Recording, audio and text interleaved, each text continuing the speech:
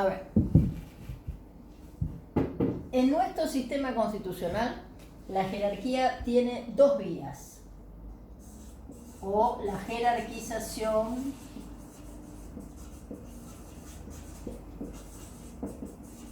de los tratados tiene dos vías. Una primera vía se puede llamar constituyente, algunos la llaman constituyente, algunos autores, no está nada mal. Y la otra se llama legislativa. Veamos. La vía constituyente ya la ejercimos en ocasión de reformarse la Constitución en 1994.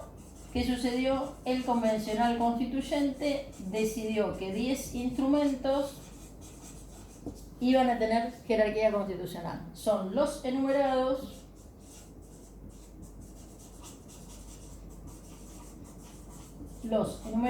en el segundo párrafo. Tengo que cambiar el marcador en cualquier momento. En el segundo párrafo del artículo 75, inciso 22. ¿Sí? Eso lo hizo el convencional constituyente del 94, seleccionó sobre la totalidad de instrumentos sobre derechos humanos, que hasta ese momento Argentina era parte, esos 10, y a esos 10, por decisión del convencional constituyente, le dio jerarquía constitucional. Primera posibilidad. Ahora, ¿qué pregunta acá la consigna? Dice, ¿un tratado puede ingresar directamente con jerarquía constitucional? La respuesta es no. ¿Por qué es no? Porque ¿qué previó justamente el convencional constituyente de 1994? Previó algo que se llama el proceso de jerarquización de los tratados. ¿Dónde lo previó? En el artículo 75, inciso 22, tercer párrafo.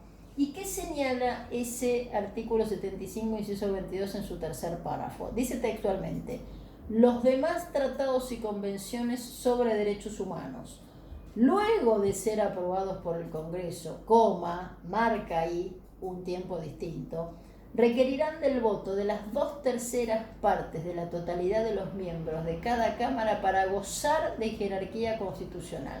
¿Qué quiere decir con esto? Que el proceso de jerarquización de un tratado tiene dos momentos.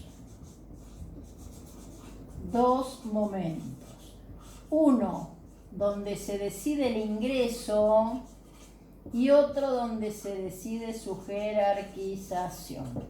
Primero debe ser aprobado por el Congreso e ingresar al derecho interno. Y después, en otra sesión, en otro momento, en otro año, en otro gobierno, otro día, lo que se vota es la jerarquización.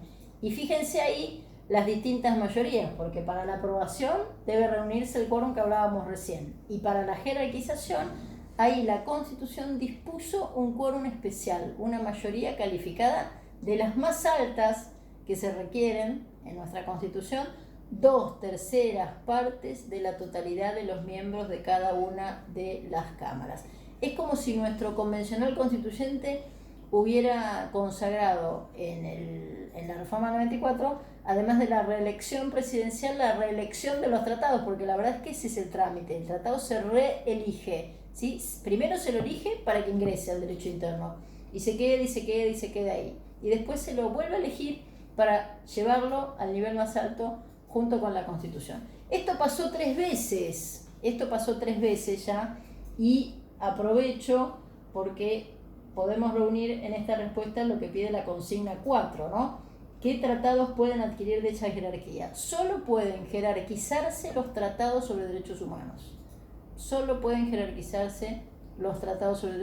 Por ahí Manili, en su texto, en el que están estudiando, hace todo un análisis a propósito de qué pasaría si un tratado tuviese cláusulas mixtas, aquellas que fueran sobre derechos humanos y que no. Cosa que es rara, pero bueno, es una hipótesis para analizar. Solo podrían jerarquizarse, en todo caso, las cláusulas que contuviesen previsiones asociadas exclusivamente a los derechos humanos, porque en eso les cuento que el 75, inciso 23, es absolutamente claro. Habla de tratados sobre derechos humanos. Así que acuérdense, tratados sobre derechos humanos que se realigen. Y finalmente, la quinta, no, finalmente de esta hoja, dice, quinta consigna, ¿el Ejecutivo tiene la obligación de ratificar un tratado cuando ha sido aprobado por el Congreso? La respuesta es sí. ¿Por qué la respuesta es sí? Acuérdense que veíamos antes las etapas para los tratados. A ver, voy a borrar y vamos a intentar que se vea.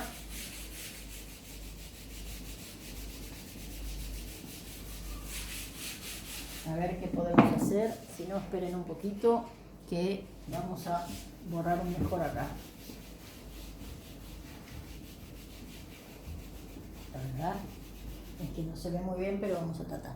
A ver, ¿se acuerdan que veíamos las etapas recién? ¿Sí? La primera, la negociación. La segunda, la firma. La tercera, la aprobación. Les cuento que si el tratado siguiese este circuito solo, hasta acá estaríamos ante un tratado inconcluso o incompleto.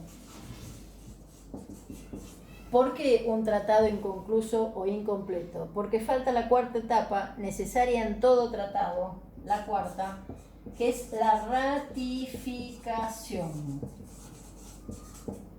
Acuérdense que es ratificación, a veces en los exámenes nos ponen rectificación, rectificar es corregir, enmendar un error, un motor, no sé qué. Ratificar es confirmar. En la ratificación lo que hace el Ejecutivo, acuérdense que el Ejecutivo participó de las dos primeras y después dejó el tratado en manos del Congreso. Bueno, lo que hace el Ejecutivo es hacerle saber a la comunidad internacional que concluyó con el trámite en su derecho interno para dar por concluida justamente el circuito de celebración del tratado, ¿sí? Lo que se hace es avisarle a la comunidad internacional que yo terminé con el circuito previsto en el derecho de cada Estado para la celebración de ese tratado. Así que sí o sí, la pregunta de la consigna 5 es si el Ejecutivo tiene la obligación de ratificar un tratado cuando ha sido aprobado por el Congreso. A ver, es un poco capciosa la pregunta, porque a ver, dice, ¿el Ejecutivo tiene la obligación de ratificar un tratado cuando ha sido aprobado por el Congreso? Se supone que sí, porque el Ejecutivo ha sido el que ha iniciado el proceso. Entonces, solo va a ser obligatorio para Argentina ese tratado si se ratifica. Si no, estaremos ante un tratado inconcluso o incompleto. ¿Qué puede suceder? Que esté en una situación X política donde el Ejecutivo, por ejemplo, haya cambiado y haya sí ese Ejecutivo participado de la negociación y la firma, pero resulta ser que ahora tengo otro presidente con otro perfil o con otra política y me diga, yo no lo ratifico. Bueno, esta es una posibilidad.